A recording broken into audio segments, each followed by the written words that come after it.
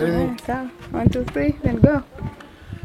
Tumekuwa tunazungumza kuhusiana na fursa za kwenda ugaibuni na hasa katika nchi ya Canada. Tumezungumza watu kwenda kwa njia ya kutembea, watu kwenda kwa njia ya kusoma, watu kwenda kwa njia ya kufanya kazi ile temporary work visa.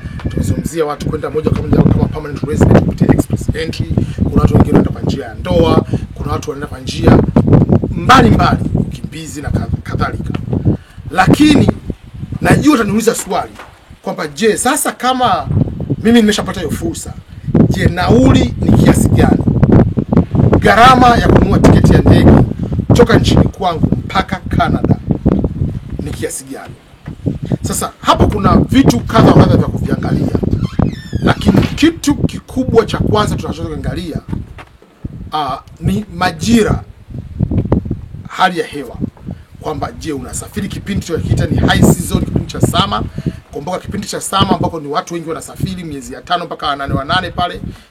Watu wengi wanasafiri kwa gharama za tiketi kwa gharama ya juu, au unasafiri kuanzia mwezi wa 9 wa 10 kwenda mpaka mwezi wa 3 pale spring. Kipindi hicho gharama zinakuwa zimepungua. Kwa ukinunua tiketi kipindi hicho gharama inakuwa imepungua, tofauti ukisafiri kipindi cha watu wanasafiri zaidi ambao ni likizo watu wengi ambao kipindi cha summer. Kitu cha picha kuzingatia ni swala la mtu anasafiri, unakata tiketi leo, unaondoka lini? Tuchukue kwa mfano, unakata tiketi leo, unaondoka wiki ijayo. Tiketi ile itakuwa na gharama kubwa, tofauti ukikata tiketi leo, unaondoka miezi 5 ijayo.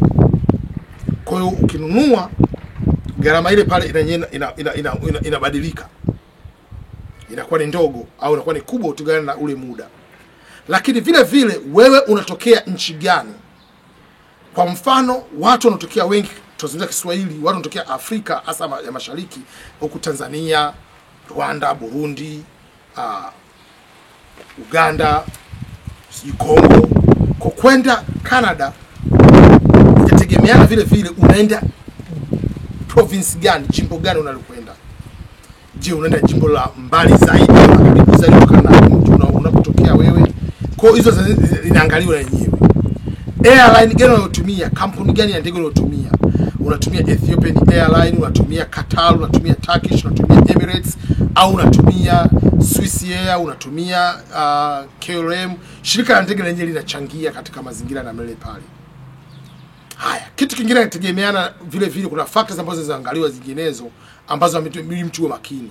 Unanunua siku gani tiketi? Kawaida tiketi mara kwa mara zinabadilishwa bei siku ya Jumanne. Kuna watu wengine wanasubiria siku ya Jumanne au Jumatano ndio wananunua tiketi, tofauti na katikati ya wiki. Kuna vitu vya namna hivyo kuviangalia. Kuna wengine wanaamua kutumia VPN, wanabadilisha nchi wakati wananunua zile tiketi. Kuna wengine wanaangalia kitu wanasema kama incognito au private browser ili wasitrack alipokuwa huko pale, kwa sababu sometimes wengine wanasema sio kweli, lakini wengine wanasema kwamba kama ukiwa unanunua tiketi kutoka Marekani wakitrack ile pale bei yako inaweza kuwa tofauti kidogo kama ukiwa private lakini kukuli ndani ya Marekani. Kwa kuna vitu kadha vya kuviangalia ambavyo ni muhimu sana kuvizingatia. Lakini kubwa zaidi ni kwamba hakikisha unapanga safari yako in advance. Kwa kwamba ukienda hata kuomba visa, kama unaenda kutembea kwa mtu, kama unapanga kwenda kutembea Oktoba, hukatazi kwenda kuomba visa mwezi Mei. Ukatazi kuomba visa mwezi April, kwamba mwezi wa 10 naenda sehemu fulani kwa kitu fulani in advance. So lazima uombe visa ibaki wiki moja ndio uondoke. No. Omba visa in advance ili una miezi 3, 4, 5 ili una muda wa kununua tiketi bila pressure, yenye gharama nafuu na kuweza kwenda katika sehemu unayokwenda. Iwe ni visa ya wanafunzi, iwe ni nini, tiketi inabaki kuwa katika mazingira na mbalimbali. Kwa gharama ya tiketi kwa ujumla wake itarange kuanzia $800, sometimes ukapata $600, lakini $800 mpaka $2000 kwenda return.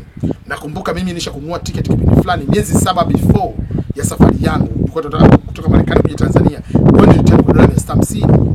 Nimeshanunua tiketi mwaka jana, nilinunua tiketi ya kutoka Marekani kuja Tanzania na kurudi kwa $810. Kwa hiyo nimeshanunua tiketi ya $1000. Kwa nategemeana unasafiri mwezi gani, airline, duration of ununua mpaka unasafiri. Ni kuangalia hizo factors zote kwa kuangalia katika mazingira hayo hapo. You can save thousands and thousands of dollars kwa kuwa makini katika kuangalia kitu kama cha namna hiyo hapo. Asante studio.